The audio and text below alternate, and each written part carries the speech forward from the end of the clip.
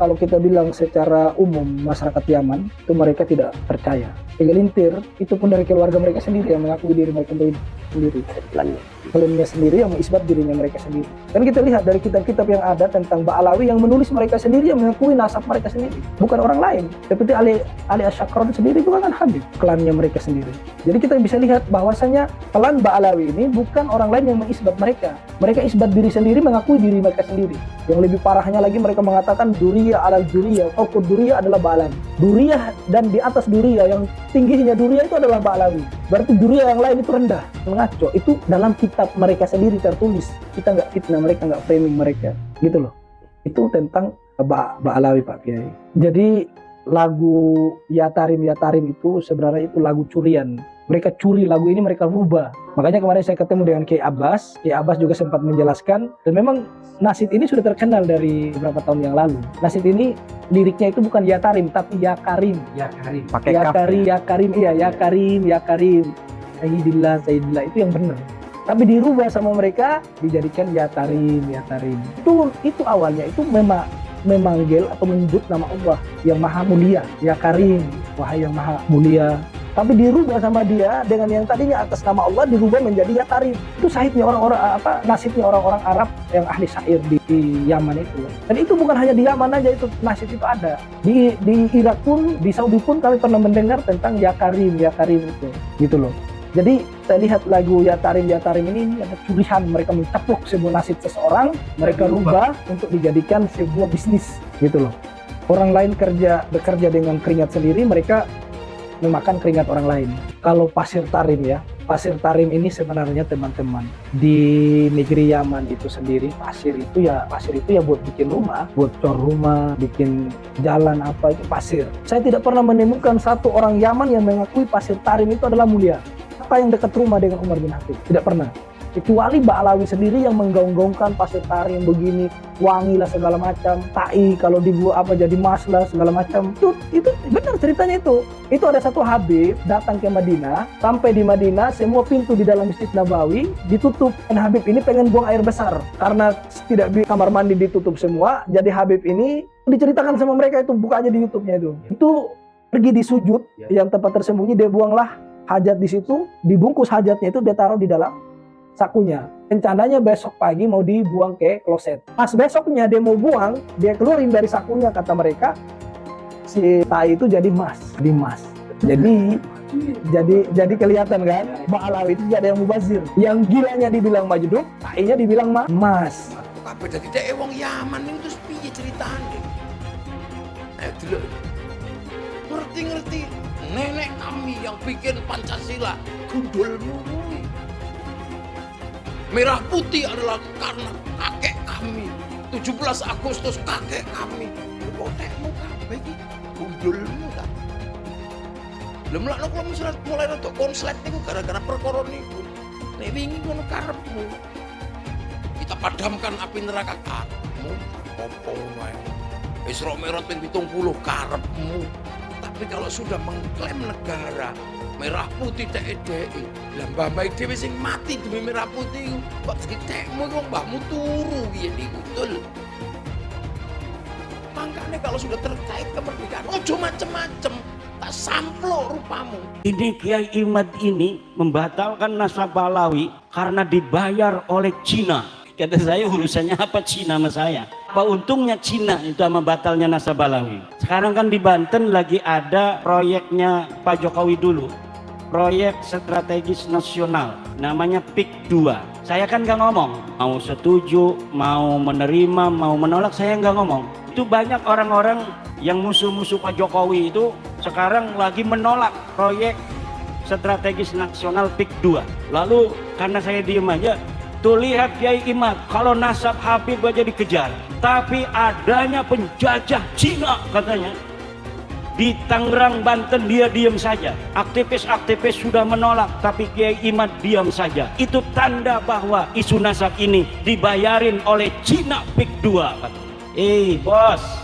Bos, itu PIK 2 itu proyeknya Ba'alawi bos. Aguan itu orang Cina, tapi yang ngejalanin proyeknya itu Ba'alawi, namanya Mu'annas Al-Aidid. Dia Ba'alawi, dia Habib.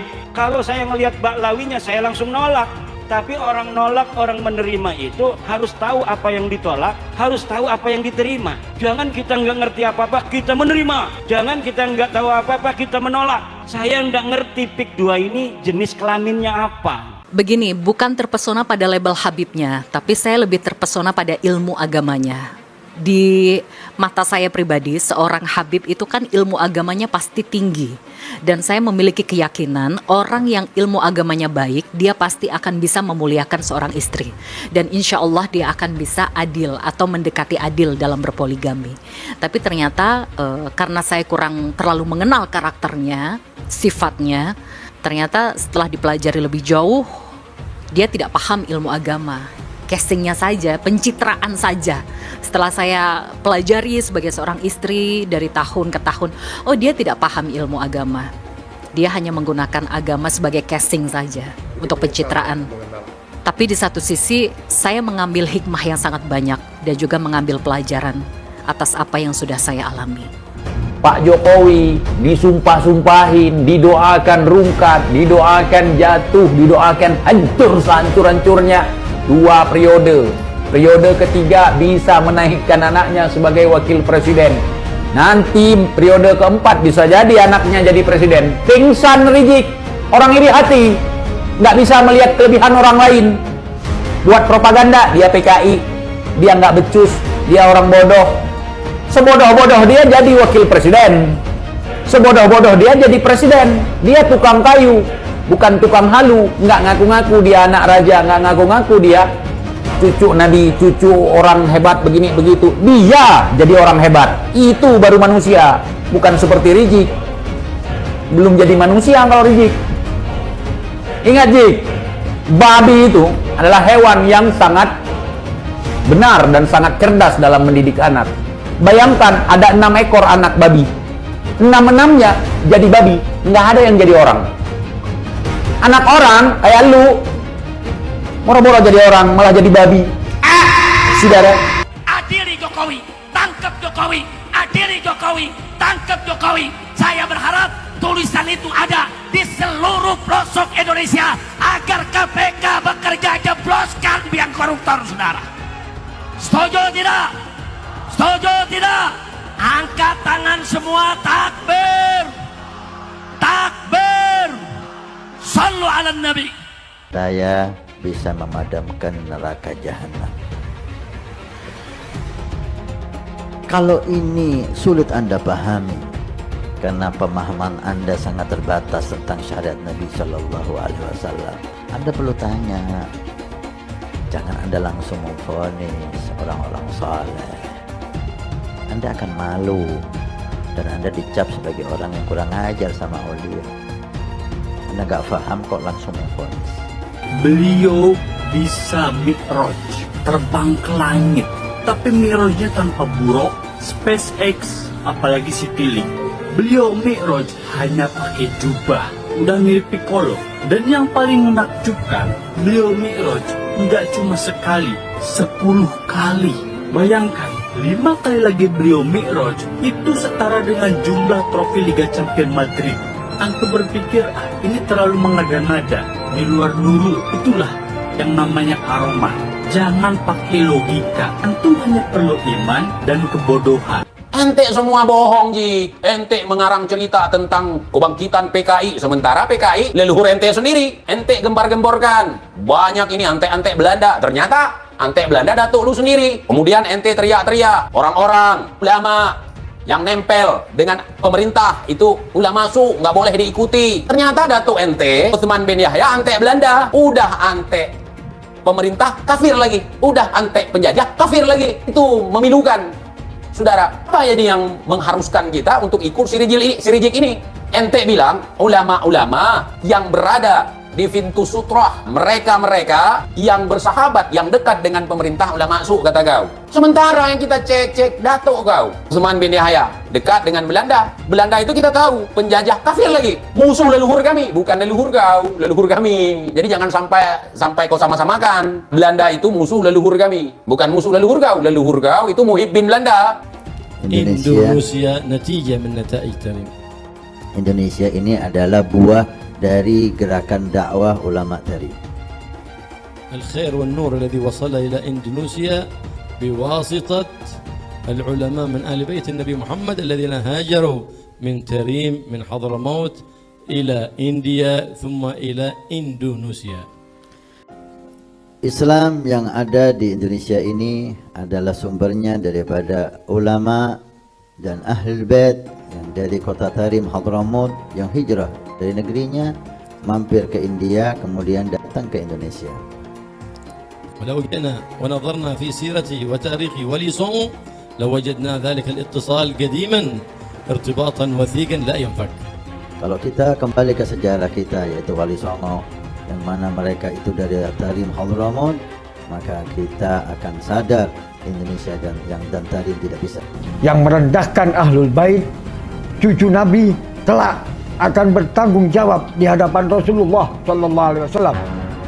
Belajar dengan kami Ahlul Bait, walaupun Bahlul lebih utama daripada 70 ulama atau kiai. Bahwa saya Habib derajatnya lebih tinggi, bahwa saya Habib lebih mulia, bahwa bagaimanapun buruknya saya, maka saya tetap yang memberi syafaat kepada kalian semua. Jadi surga dan neraka itu sangat bergantung pada apakah saya meridhoinya atau tidak. Ada di kalangan para habaib itu yang sampai mengatakan bahwa bahkan ketika ada orang yang ahli maksiat, ketika dia tidak taat formulasi agama, dia tetap bisa masuk surga dengan jalur VVIP kalau mencintai golongan kami dan lain sebagainya. Sebenarnya betulkah sih nggak sambung nasab Ba'lawi ini? Betul Pak, nasab Ba'lawi ini tidak tersambung, dan saya sering ditanya apakah bertanggung jawab nanti di akhirat. Saya katakan berulang-ulang, saya bertanggung jawab di akhirat bahwa Ba'lawi ini bukan turun Nabi secara ilmiah. Haplog grupnya saja itu sudah melenceng, tapi masih kekeh ingin disebut sebagai turunan Nabi. Ketika kitab nasab tidak ada yang mencatat mereka, kenapa mereka masih mau ngaku turunan Nabi? Ketika kitab sejarah sama sekali tidak mencatat nama-nama leluhur mereka, kenapa mereka masih mau mengaku sebagai keturunan Nabi? Orang-orang yang mengaku keturunan Nabi ini memang mendapatkan privilege tertentu dari masyarakat. Ba'lawi penjajah spiritual, ya, kebab al-ngedabrus, waduh, penjajah orangnya VOC. Ba'lawi rungkat, masya Allah, satu Habib gila lebih mulia dari anjing gila. La ilaha illallah. Kalau berisik dengar suara Habib, azanin aja, ketawain aja, ketawain. Setan tuh ngajak orang sesat. Dari dulu gak ada ulama yang membatalkan nasabnya Ba'lawi, gak ada ulama yang membatalkan nasabnya para habaib. Sekarang muncul Imad, muncul Abbas, Raja Dangdut ikut-ikutan. Jawab yang kompak, kacau atau tidak? Yang mengajakkan kesesatan apa namanya? Kurang kompak apa namanya?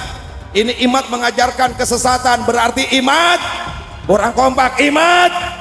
Abbas Buntet mengajarkan kesesatan, berarti Abbas. Ya Allah, hati-hati Bapak Ibu. Yang suka ngajak sesat apa namanya? Apa namanya?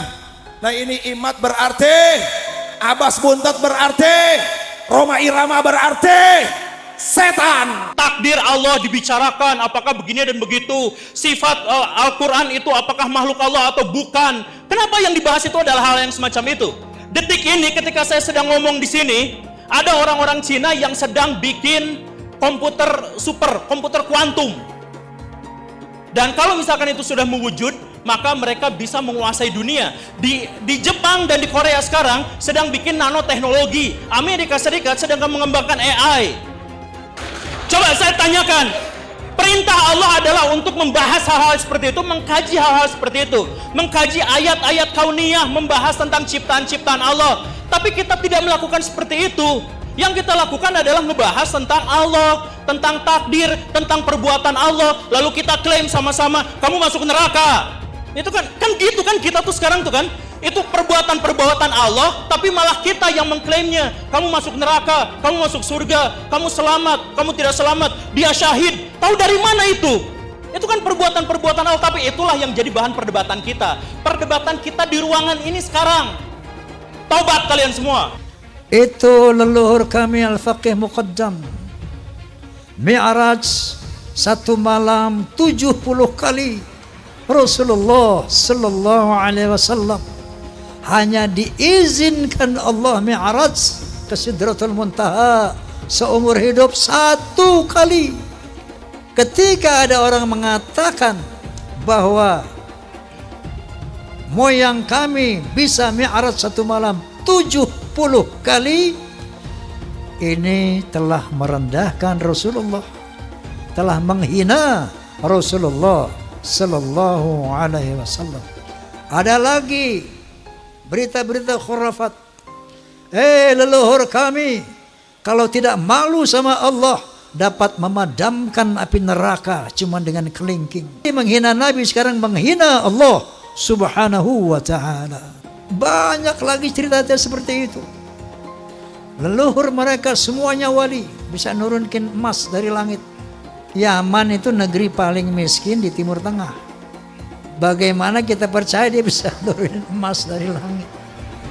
Nah, ini membuat satu faktor menguatnya keraguan saya tentang apa iya cucu Nabi ini kayak begini. Dari 3 disiplin ilmu ini, menurut sejarah, menurut ilmu nasab, menurut ilmu filologi, menurut ilmu DNA, maka muncullah hakul yakin bahwa Ba'alawi bukan keturunan Nabi Sallallahu Alaihi Wasallam. Mitos tentang kesucian Habib di Indonesia perlahan runtuh. Bila semula para Habib seperti Rizik Syihab atau Bahar Smith dipercaya sebagai manusia suci yang harus dipercaya dan diikuti perintahnya, rasa hormat terhadap para Habib pun perlahan memudar. Di beberapa daerah saat ini berulang kali terjadi pembongkaran makam Habib Keramat. Pembongkaran makam ini adalah bagian dari gejala lebih besar pembongkaran kepalsuan tentang Habib sebagai keturunan Nabi Muhammad. Para Habib di Indonesia tidak bisa dianggap sebagai keturunan Nabi Muhammad. Para Habib seperti Habib Rizik Syihab atau Habib Bahar Smith justru melanggar ajaran Islam. Sudah saatnya masyarakat Indonesia tidak lagi percaya pada mitos-mitos tentang Habib sebagai keturunan Nabi yang suci. Habib Bahar berkata, 1 Habib lebih utama daripada 70 kiai. Yang ngomong bukan Bahar bin Smith. Itu saya lagi buka kitab, bukan lagi ceramah. Saya lagi ngajar santri, biar santri ini tahu Thariqah Ba'alawi syarifun wahidun, 1 Habib afdal min 70 aliman, lebih utama daripada 70 alim. 1 kaki Habib itu lebih tinggi, lebih mulia dari 70 kepala kiai, kan gitu. Itu kan penghinaan betul. Kalau orang tidak terhina dengan ini, saya kira tidak, rasa kebangsaannya rendah, karena itu dinyatakan, harusnya ditegur lah. Habib itu meskipun mabuk, berzina, itu jangan dimarahi, karena kalau Habib itu pasti masuk surga. Nah, yang begitu itu membodohi bangsa Indonesia. Habib gila pun, kalau turun Nabi gila sekalipun tidak apa-apa, itu masuk surga, kan gitu. Kalau kayak Indonesia tuh apa? Kamu kan kalau tidak ada Habib, kamu nyembah batu kan? Masa iya begitu? Saya ini tidak tahu ya sejak kapan munculnya Habib ini sebagai kelas sosial yang tinggi gitu ya. Ba'alawi kalau bagi saya bukan gitu ya, bukan turunan Nabi, karena dari filologi jelas ya, kemudian dari historik jelas, kemudian juga DNA yang terakhir itu.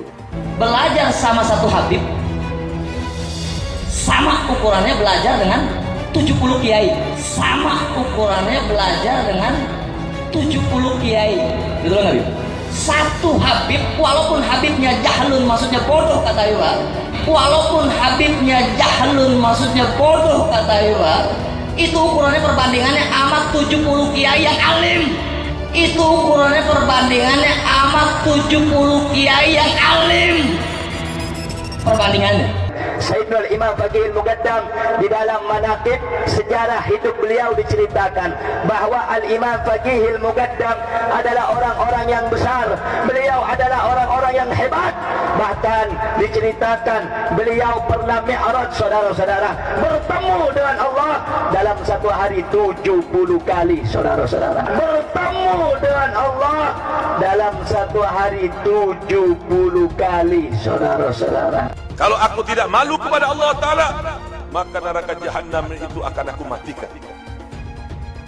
Kalau aku tidak malu kepada Allah Ta'ala, maka neraka jahanam itu akan aku matikan.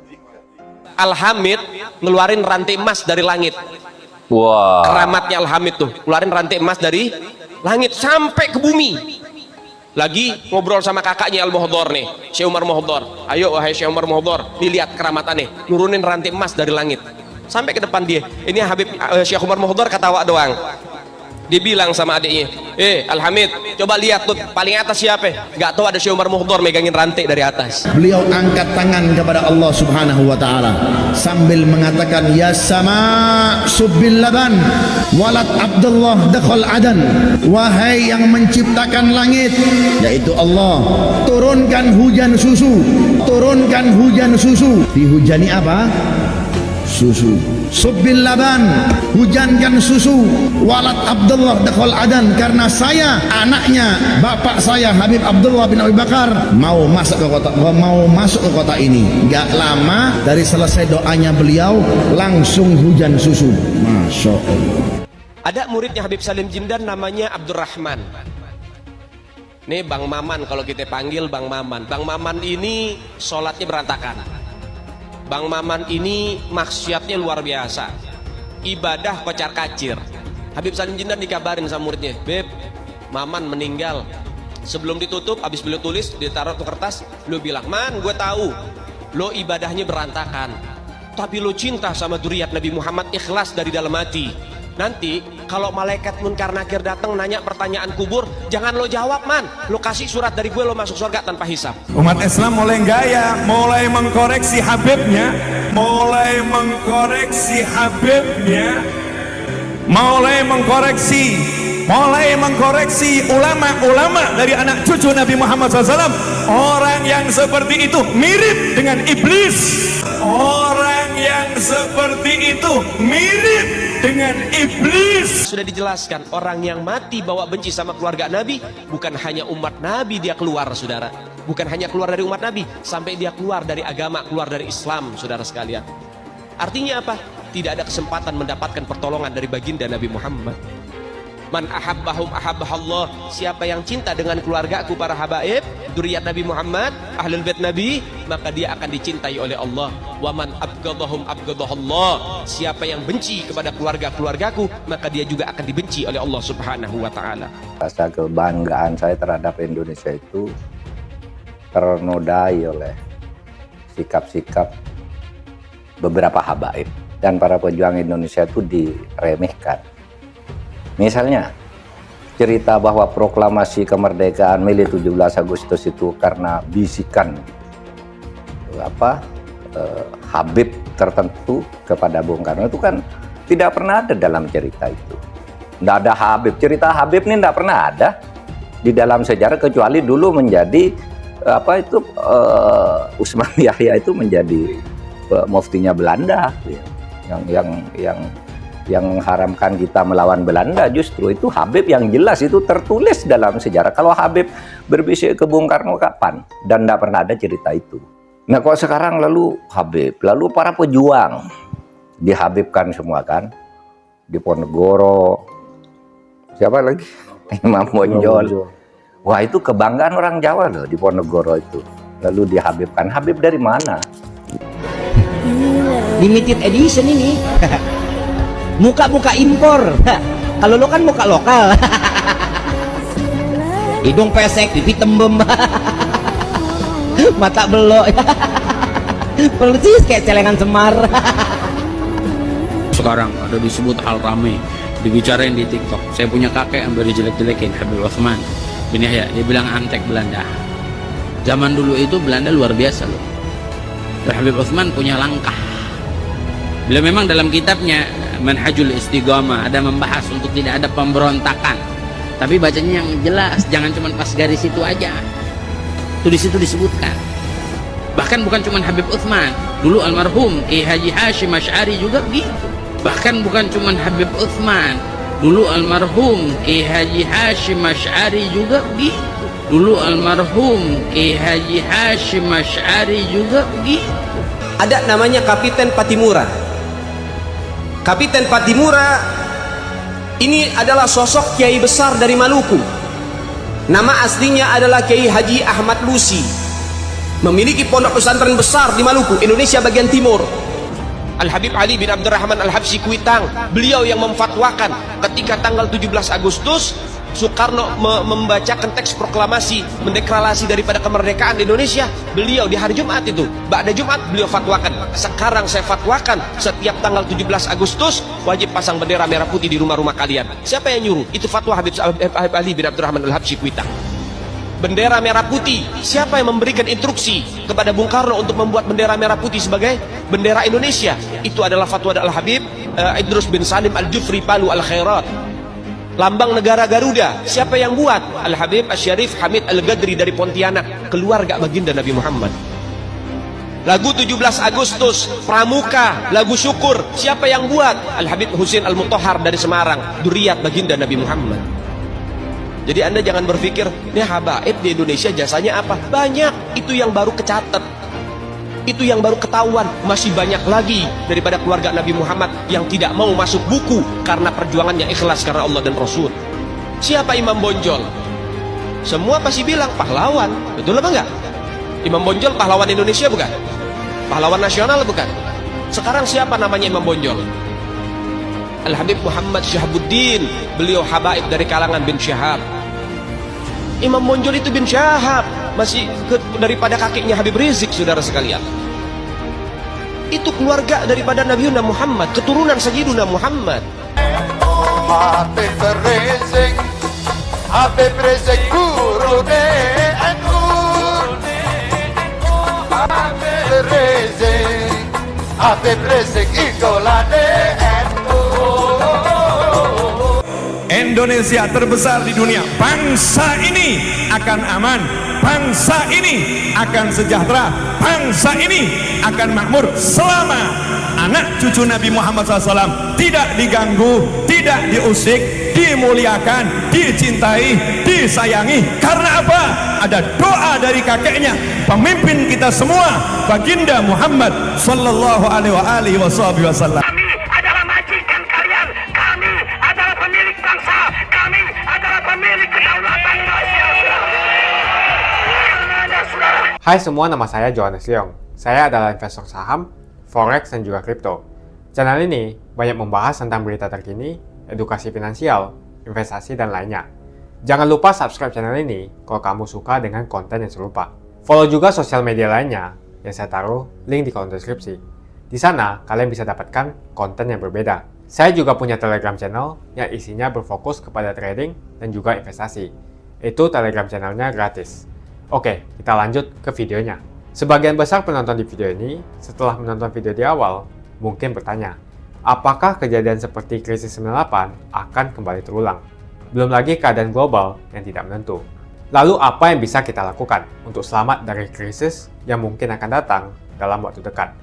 Jawabannya adalah investasi. Kebanyakan dari kalian yang lagi nonton kalau investasi pikirannya pasti hanya di properti. Tapi ketika terjadi krisis seperti 98, apa yang terjadi dengan rupiah ketika hyperinflasi? Dan juga apa yang terjadi dengan harga properti? Harga dolar dari Rp2.500 terbang ke Rp15.000. Otomatis utang yang harus kita bayarkan naik 6 kali lipat. Banyak bisnis yang bangkrut. Kebakaran terjadi di mana-mana. Hingga rumah pun bagaikan tidak ada harganya. Mau dijual pun tidak ada yang mau beli. Saya tidak mengatakan ini akan terjadi lagi. Tapi kemungkinan terjadi seperti Mei 98 tetaplah ada. Negara gede seperti Argentina, Venezuela, dan Turki baru-baru saja mengalami hyperinflasi.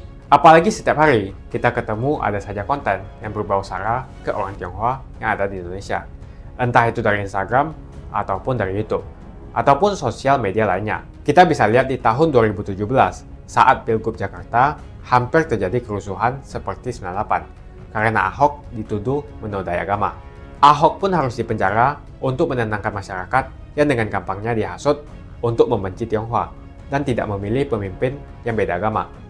Pada akhirnya Anies jadi gubernur dengan bantuan Ormas Terlarang FPI dan sampai saat ini dijuluki sebagai bapak politik identitas. Kejadian itu pun berlanjut hingga saat ini. Masifnya pemberitaan sara terhadap Tionghoa beredar di media-media nggak jelas. Penontonnya setiap hari dihasut untuk menggulingkan pemerintah karena tuduhan Indonesia dikuasai oleh Taipan atau Sembilan Naga yang ujung-ujungnya menyalahkan Tionghoa lagi. Kita bisa melihat kejadian di PIK 2, di mana ormas terlarang seperti FPI dan juga HTI terus menghasut masyarakat untuk membenci Tionghoa. Saya tidak bisa membayangkan jika kejadian seperti Mei 98 terulang kembali. Setiap musibah yang selalu disalahkan adalah keturunan Tionghoa. Setidaknya di video ini, saya akan membagikan strategi saya yang sudah saya terapin jika kejadian 98 terulang kembali. Tujuan dari strategi ini supaya kita setidaknya bisa selamat dari masalah finansial ketika musibah ini terjadi. Strateginya adalah investasi di aset yang berbeda-beda, bukan di satu jenis aset saja. Misalnya hanya di properti. Kalian bisa mulai belajar berinvestasi di aset yang berbeda seperti Bitcoin, emas, dolar, bahkan saham global atau saham Amerika. Ini adalah cara yang bagus untuk mengurangi risiko tergantung kepada satu jenis aset saja. Bukan nggak nasionalis kalau kita mau invest di aset-aset yang saya sebutkan tadi. Tapi memang peluang yang kita dapatkan dan potensinya memang jauh lebih bagus dari properti, apalagi deposito. Pertama, pelajari jenis aset seperti emas. Setidaknya kita bisa terlindung dari efek hyperinflasi ketika terjadi. Selain itu, kalian juga harus belajar bagaimana mendapatkan penghasilan dari emas. Kedua, kalian harus belajar investasi aset global seperti saham Amerika atau saham global. Ketika terjadi krisis, yang paling berdampak adalah saham-saham Indonesia. Karena semua utang perusahaan dalam bentuk dolar akan terkena dampaknya. Deposito reksadana properti juga akan terkena imbasnya. Ketiga adalah kalian harus belajar mengenal berinvestasi di Bitcoin. Alasan kenapa saya suka banget dengan kripto, karena kita bisa pergi ke negara apapun di dunia ini, misalnya di Singapura, dan saya tinggal jual kripto saya di negara itu. Saya menganggap Bitcoin itu sebagai aset properti digital yang bisa saya bawa kemanapun dan jual kapanpun saja secara instan. Kalau saya butuh uang, detik ini juga bisa saya jual. Tidak usah menunggu berbulan-bulan. Itulah strategi saya jika kejadian 98 terulang kembali, untuk selamat dari masalah finansial. Kamu bisa cek link di kolom deskripsi untuk mulai investasi. Dan saya sudah sediakan juga video playlist supaya membantu kalian paham tentang investasi. Semoga video ini membantu kalian untuk selamat dari masalah finansial ketika musibah ini terjadi kembali. Semoga Indonesia selalu damai dan sampai jumpa di video selanjutnya.